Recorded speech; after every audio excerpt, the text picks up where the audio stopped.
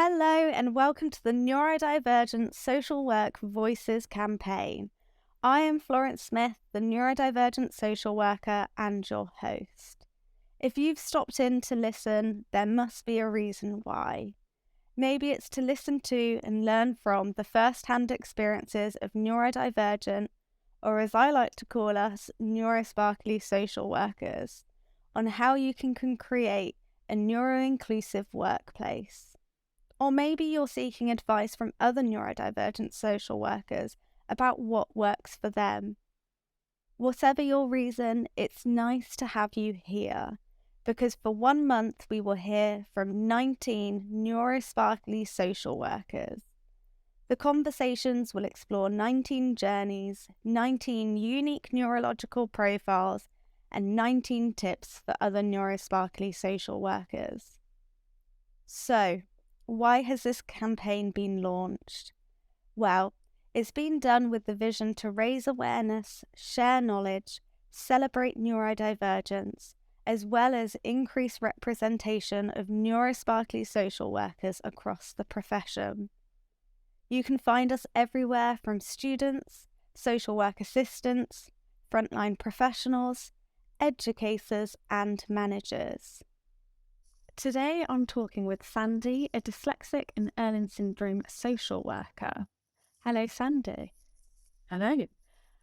Sandy, I was wondering if you could please tell me a little bit about your current and previous roles in social work.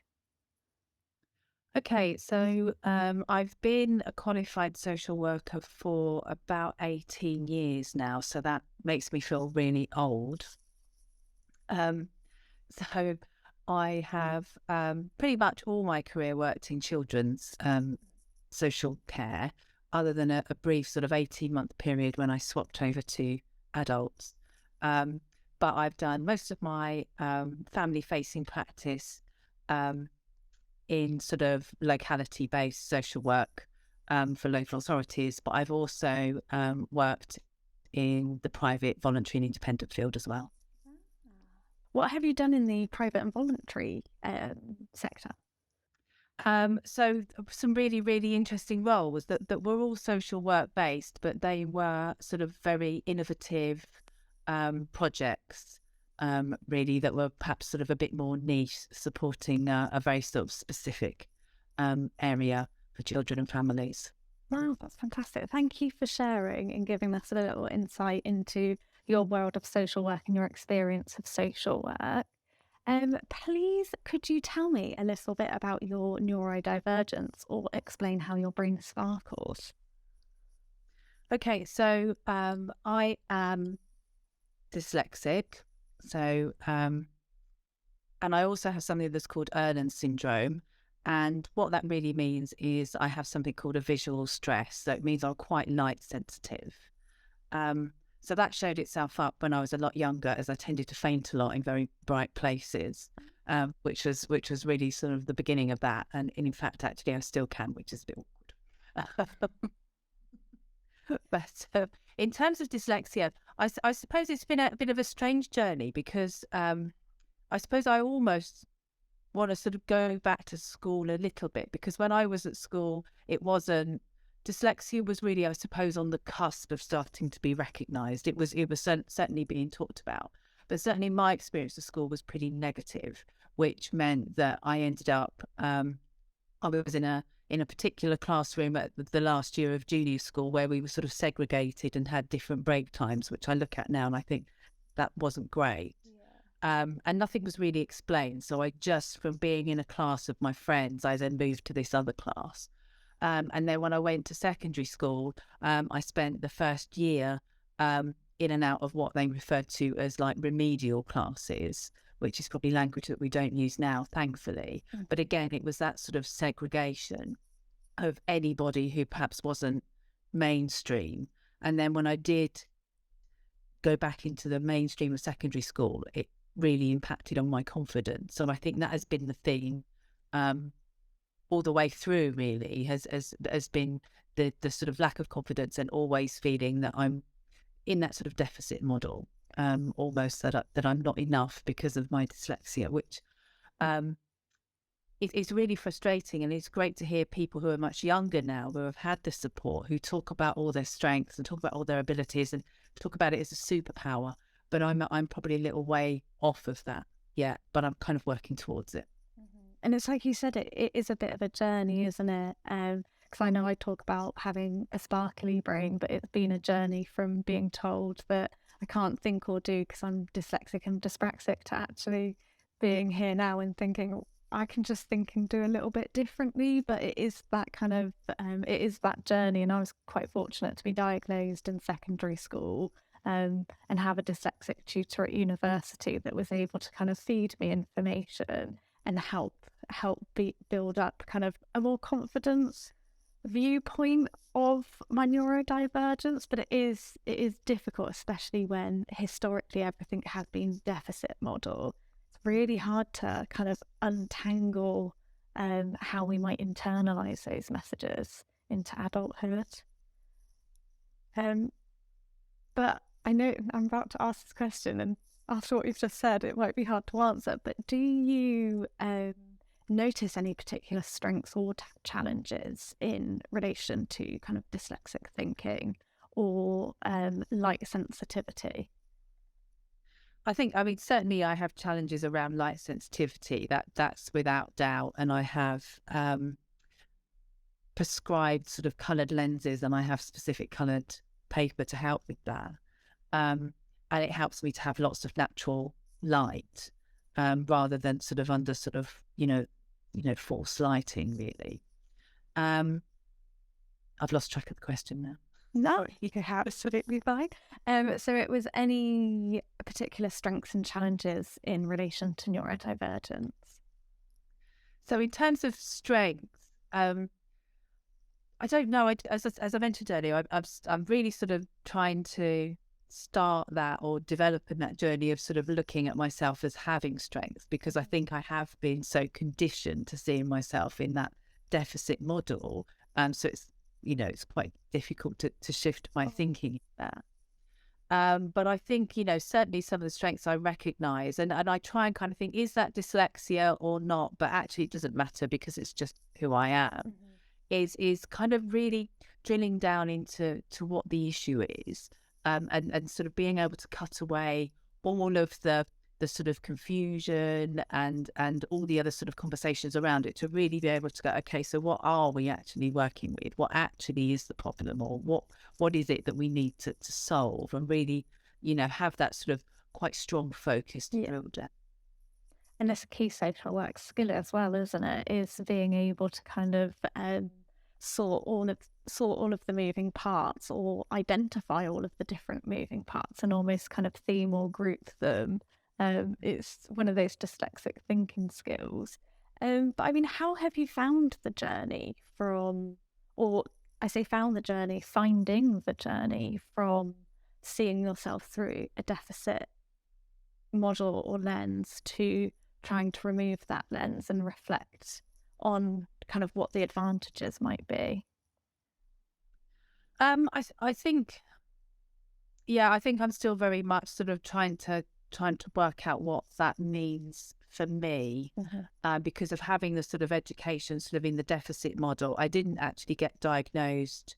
So I went through university in the first instance to become a social worker, and it wasn't picked up then at all. But what I really recognised was people in my cohort and stuff were reading the same papers as me, and they were able to come in the next day and go, oh my God, do you remember this? Did you read this? They said that. And I read it, and I remember how it made me feel. And I remember there was some really important bits that I highlighted, but I didn't have that skill. I couldn't say, oh yes, so-and-so said this, and here's this amazing quote. So that was a bit of a challenge, really. Sorry, I've lost my way again. You're absolutely fine. I can sit with you with that feeling as well. When I was at university and peers were coming in with quotes or remembering the names of people who wrote an article, it was such a weird space to sit in, and kind of the negative self-talk that comes with that. Come on, you read that, you should remember it, why can't you remember it? And not having kind of anyone there to, or even my inner voice to be like, come on, Florence, be kinder on yourself. Your brain works differently. It's just that kind of comparison of, okay, I should be working at the same pace or remembering the same things as my neurotypical peers, which we can't always do, can we? No, not at all. So I'll move on to question 2, which is, please could you tell me a bit about your experience of social work? So this could be ranging from your experiences of recruitment or practice, or even your experiences as a manager managing other social workers, because that's quite a unique insight within this conversation of what is it like to be a manager who is also neurodivergent. Well, I suppose in a way, again, it's only something that's coming more into the light now. I've always been conscious because I've been in management roles for quite a few years now. I've always been really conscious when I've undertaken interviews to really make sure I spend some time checking out that the applicant, has everything that they need and that they're able to participate as fully as they can in the interview. And I've had a number of experiences where people have said to me, is it okay if I bring notes in? And I'm absolutely fine with that. Of course, bring your notes in. Absolutely. And I know I've certainly experienced on interview panels where that's been questioned before about, why are you saying that? Doesn't that put that person at an advantage over somebody else who doesn't bring notes in? So I've always been, really open to that approach, really, and also the support I offer afterwards. So if I give feedback to somebody and say, I'm terribly sorry, unfortunately, not this time, I will always take time out to say, but actually, here's the real feedback. So rather than just, sometimes I think people say, oh, you were just picked to the post, or I try to actually say, actually, this stuff was really, really great. And maybe next time, think about, some other stuff and give some pointers. So I hope that feedback is helpful, because it's certainly the kind of feedback that I would find helpful. Yeah, something to work on in the future, and then actually giving someone the space to converse with you about that feedback, because it's one thing to give feedback, and a second to make sure that someone has the space to process it, ask questions, but know how to action that feedback as well. I think from hearing that come from a manager is really, really refreshing, and hopefully that practice will pick up as well. But how have you found practicing as a neurodivergent social worker? Have there been any kind of particular challenges, or have you seen any good practice from other organisations or managers towards yourself? I think when I worked for, so shortly after being diagnosed, which I found, in a way, almost a bit of a disabling process, actually, because when you go through the process of being fully assessed, and then you get your sort of education psychology report back, and obviously it's written in a way to sort of maximise the support you can access. So it's written from that deficit model. I really struggled with that because that really compounded on that sort of deficit model for me to sit there and read it and go, oh my goodness, I really am dreadful. How do I even manage to just function on a basic level? But at the time when that was going through, I was working for a charity. And so we needed to do the access to work, process. And actually, I found the charity to be really, really supportive. And their sort of process was, we've not really had to deal with this, so let's learn this together. What do you need? And let's see if that's possible. And that was really, really helpful. And they chose actually not to go through the access to work, and they just decided to just provide me with all the things that were recommended. Which in some respects was really helpful, but actually knowing the process now, knowing that your access to work requirements go with you, it then meant when I changed employer, I had to do that again. But I suppose from that early sort of diagnosis, that support was really, really helpful. And I felt that certainly that HR manager was somebody who I could speak to and say, perhaps this isn't working, or I'm struggling a bit here. And we would be able to have a genuine, open conversation about actually what support, if needed, could be put into place. So that was really helpful and empowering. Yeah, and it's that collaborative. What I get from what you've just said is that collaboration. It's actually we'll work together to see what works for you and not just putting the onus on you to be like, okay, what helps you? 'Cause we don't always know what helps us. It's like you said, when we get our reports, it can use terminology that can be quite hard hitting, and it can put you in a space of helplessness, and it doesn't necessarily help you identify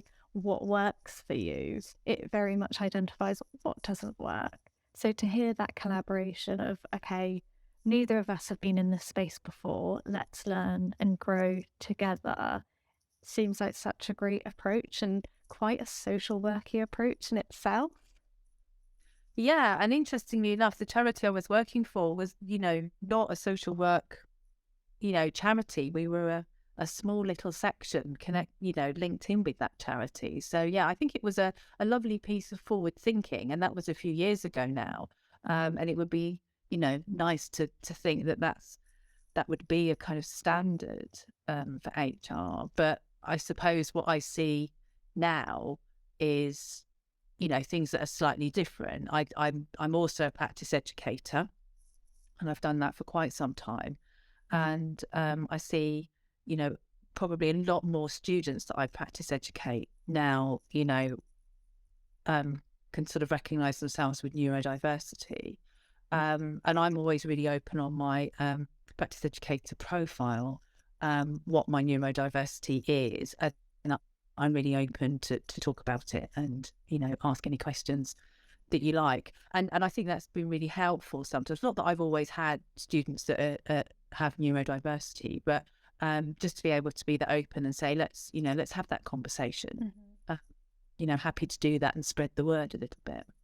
Is there, sorry, just to pick up on you being a practice educator and sometimes supporting neurodivergent students, is there anything that you do differently when supporting neurodivergent students compared to neurotypical? Actually, no, I don't treat neurodiverse students any differently to neurotypical students, because I feel, and I may be wrong in this, but I feel very strongly that if we treat everybody in a neurodiverse way, then everybody benefits and everybody flourishes. So for me, I treat every student the same, and it's about building up that rapport, but it's also really about finding what works for them, what doesn't work for them, and really having those really clear conversations. Some students I work with want to have, real regular contact with me, and I'm more than happy to do that outside of their practice education sessions. Other students are just happy to, go on to the next session. It's really what works for them. I think that's the key for me. That sounds like neuro inclusion at the foundations of your practice there. But even just having, as a practice educator, the insight of actively looking at what works and what doesn't work, and kind of giving space to that, because I can imagine I'm not a practice educator myself, but having kind of your role as a social worker on top of being a practice educator, quite a few moving parts. As a neurodivergent person, I'm thinking, oh, might be hard to control all of those moving parts, but to give the space to explore and reflect with them sounds like really, really good practice. What advice would you give to other neurosparkly social workers? I think probably find an ally, someone who can be supportive. It doesn't necessarily need to be another neurodivergent social worker or practitioner, but just somebody who you feel that you can be open and to be your authentic self with. And I suppose I say that because I've spent a lot of years in practice, not really sharing the struggles that I've had and just trying to muddle through. And I think having that sort of ally of someone that you can just at least be your authentic self with and say, my God, what is analysis again? Or Yes. I think is really important. And obviously, ideally, if that's your team manager, great. But just find an ally, really. That's really, really good advice. And it takes me back to my first role in social work and finding unexpectedly my first ally. And they actually ended up being a bit of a cheerleader and were probably the catalyst to starting the website and doing this campaign, is that they do help kind of prop you up a little bit and take you through that journey of moving from a deficit focused model to actually, what do I want to celebrate about myself, and what do I want to know and understand and learn about my brain and how it works and how it impacts. Would you have any advice for other neurodivergent managers? I think really, and again, similar to how I answered before, it's about working with individuals, isn't it? So for me, it's not about whether someone's neurodivergent or not. And I think sometimes we can fall into a trap of, we can sort of, all the neurodivergents can be together because there's some sort of commonality, but there might not be. That the commonalities will be the struggles, that's for sure. So I think for neurodivergent managers, but actually for all managers, spend some time learning about neurodiversity and work with people on an individual basis in exactly the same way that we talk about good practice in how we work with families, and that we need to work individually, with families and look at their strengths and you work with, what a family has. We need to do that with our practitioners as well. It's an individual model. Okay, so Sandy, thank you for giving your time to celebrate neurodivergence in social work and for sharing your experiences. And thank you to everyone who has listened. If you are interested in learning more about neurodivergent social workers and neuroinclusion, please check out the Neurodivergent Social Worker website and the British Association of Social Workers Special Interest Group. The link for both the website and the interest group will be in the description below. Thank you.